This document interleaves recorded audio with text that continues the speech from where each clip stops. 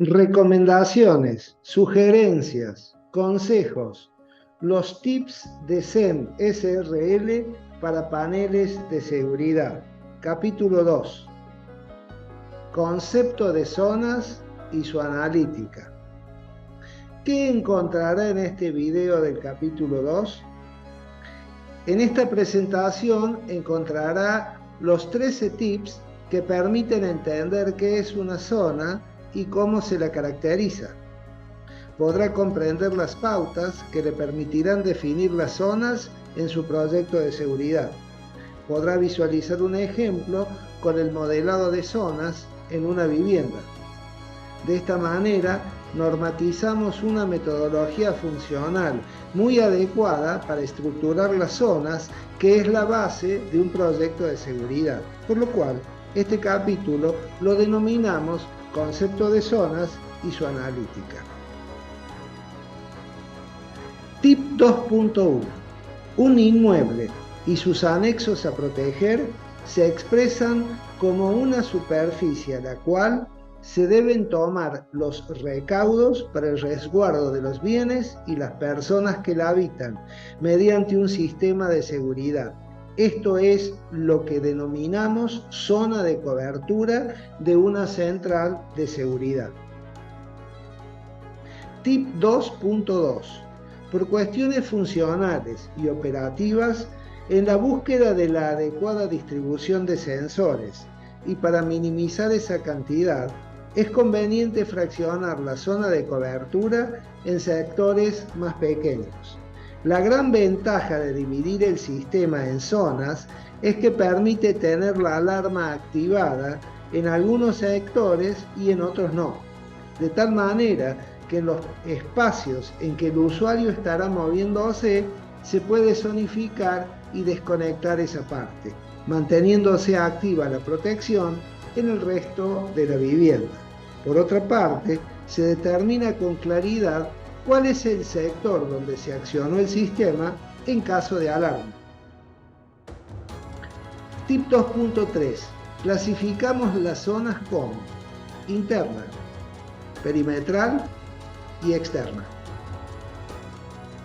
Zona interna, una o varias. Sector interior, donde no se activa el sistema cuando están los habitantes en la casa, permitiendo la libre circulación de los mismos. De hecho, que la zona perimetral y las zonas externas están habilitadas, lo que permite la vida normal con el resto del sistema activado. Zona perimetral, una o varias, definida como los sectores que comunican la vivienda con el exterior. Zona externa, sector a proteger fuera de la vivienda. Mostramos de manera simplificada las zonas sobre un plano de vivienda. Acá vemos la zona interna, que pueden ser una o varias según requerimientos. Mostramos ahora la zona perimetral, una o varias, definida en el límite o contorno alrededor de la propiedad. Por último, mostramos la zona externa, que es el sector a proteger fuera de la propiedad. Tip 2.4. Identifique en la vivienda los sectores en función del riesgo. Recuerde que el delincuente trata de pasar desapercibido, para lo cual los sectores que tienen poca visibilidad desde el exterior son muy riesgosos, tales como los patios, las zonas traseras y los linderos. Tip 2.5. Determine la cantidad de zonas tratando de cubrir la mayor superficie posible con la menor cantidad de detectores. Un ambiente no necesariamente es una zona. No sea redundante colocando detectores de más en una zona ya protegida. Tip 2.6. Es conveniente en el proyecto definir las zonas de adentro hacia afuera, es decir, comenzar con internas, perimetrales y luego externas. Tip 2.7. Siempre que pueda, trate de usar no más de 2 detectores por zona. Eso ayudará en la determinación del sector que se disparó. Tip 2.8. Genere el proyecto cubriendo la vivienda de manera tal que la zona externa sea una opción y no una obligación para el usuario. Tip 2.9. En las zonas perimetrales se encuentran las aberturas y se utilizan detectores magnéticos para cubrirlas.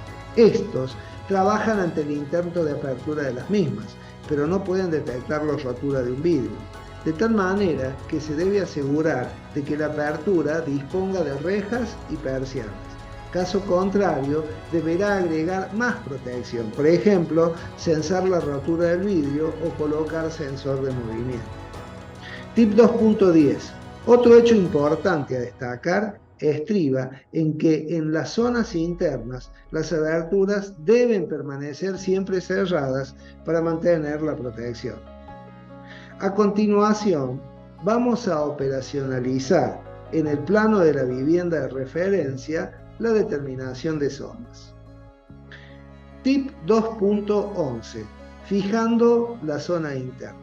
Un sensor infrarrojo hace una cobertura generalizada interna y definimos la zona 1 cubriendo la sala de estar y la cocina comedor. Esta se podrá inhibir cuando se active el sistema con gente en la casa. Tip 2.12. Fijando la zona perimetral. Tomamos como zona periférica 2 la puerta principal del frente, colocando un detector magnético. En las ventanas de la cocina comedor podrían colocarse detectores magnéticos dentro de la misma zona, pero es de tener en cuenta que están en un sector muy visible y además la zona interna tiene protección con sensor infrarrojo, por eso no se justifica su colocación. Tomamos como zona periférica 3, con protección de sensores magnéticos, la puerta de la cochera del frente y la ventana de la sala de estar. Como zona 4, protegemos con detectores magnéticos la ventana de los dormitorios y el baño.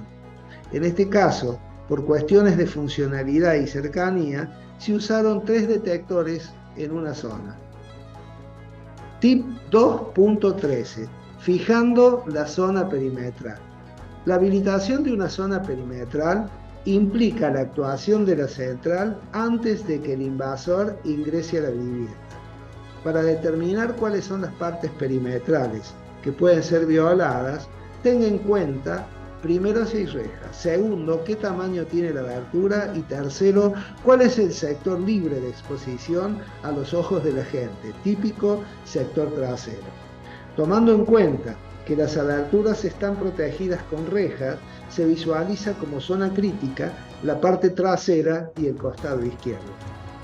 Ocurre que en el costado derecho se ve que la abertura de la sala de estar es muy pequeña y además está enrejada, para lo cual colocamos 2 barreras externas para la zona perimetral 5 y 6.